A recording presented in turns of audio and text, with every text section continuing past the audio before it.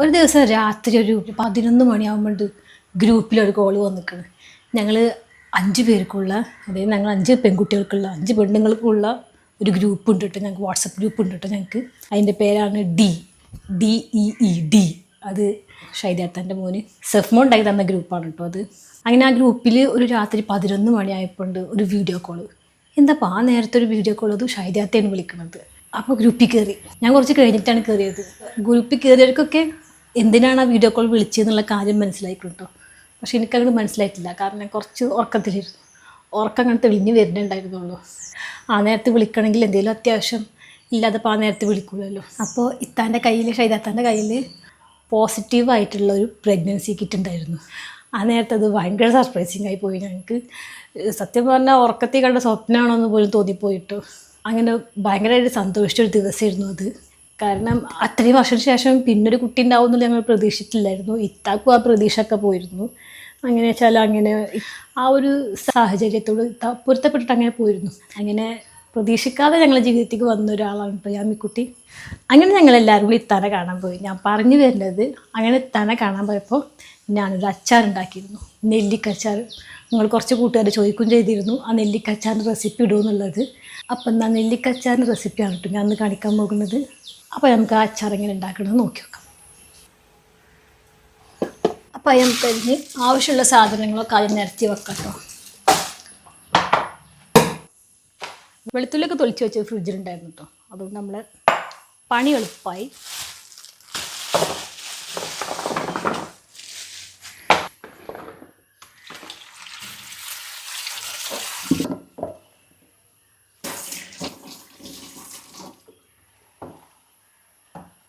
നല്ലോണം കഴുകിയെടുത്ത നെല്ലിക്ക നമുക്ക് ആദ്യം ഒന്ന് പുഴുങ്ങിയെടുക്കണം.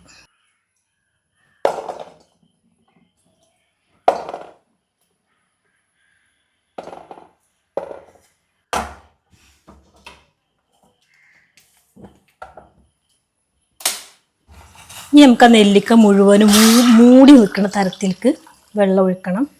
പിന്നെ കുറച്ച് മഞ്ഞൾപ്പൊടി, ഉപ്പും ചേർത്ത് കൊടുക്കാം. ഇനി അതവിടെ കിടന്ന് നല്ലോണം തിളച്ച് വേവട്ടെ.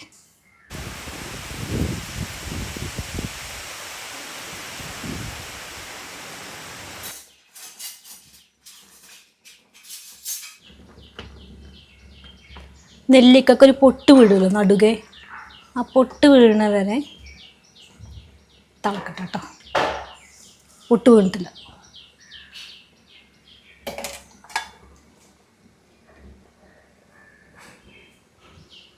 ആ സമയം കൂടി നമുക്ക് വെളുത്തുള്ളി ഇഞ്ചൊക്കെ ഒന്ന് അരിഞ്ഞെടുക്കാം.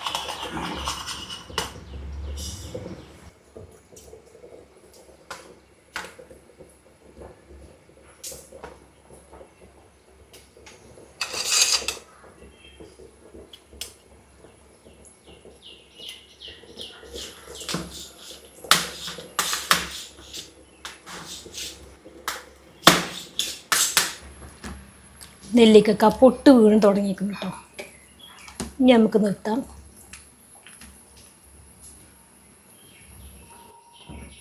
പൊട്ടിങ്ങോട്ട് അടരണ്ട, ആ പൊട്ട് വീഴുമ്പോൾ നിർത്താം.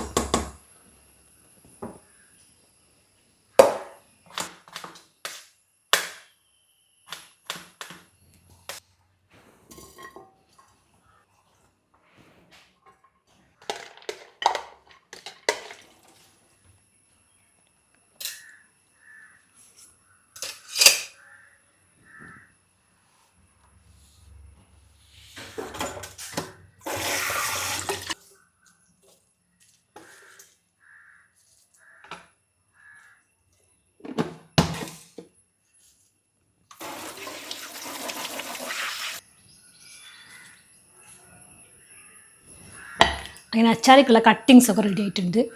നമ്മളെ നെല്ലിക്കും പുഴുങ്ങി കിട്ടിയിട്ടുണ്ട്. ഇനി നമുക്ക് പെട്ടെന്ന് അച്ചാറുണ്ടാക്കി തുടങ്ങാം.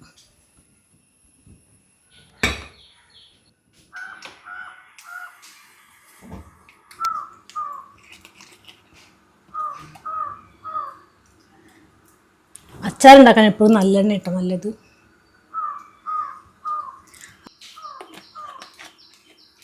എണ്ണ നല്ലോണം ചൂടായി വരുമ്പോൾ കടുക്, അതേപോലെ തന്നെ ഉലുവ,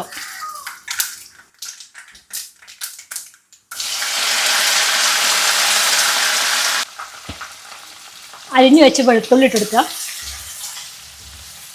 പച്ചമുളക്, പിന്നെ ഇഞ്ചി.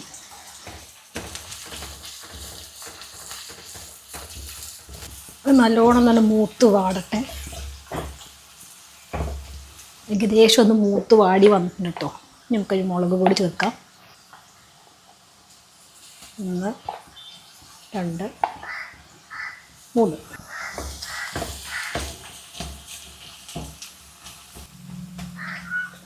ഇനി നമ്മൾ ഇതിലേക്ക് വേവിച്ച് വെച്ച നെല്ലിക്ക ചേർത്ത് കൊടുക്കുക. ആ വെള്ളത്തോട് കൊടുക്കണ തന്നെ ചേർത്ത് കൊടുക്കാം കേട്ടോ.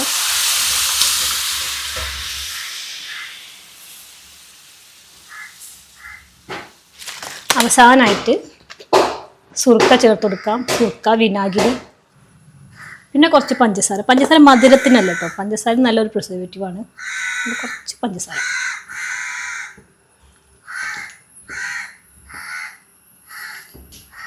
പിന്നെ കായം പൊടി ചേർക്കാം.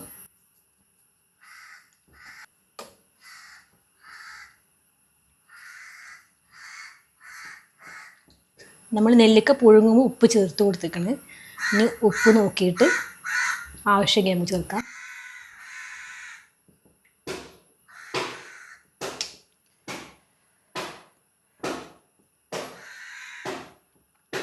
കുറച്ച് ഉപ്പ് കുറവുണ്ട് കേട്ടോ, ഞാൻ കുറച്ച് ഉപ്പ് ചേർക്കാം.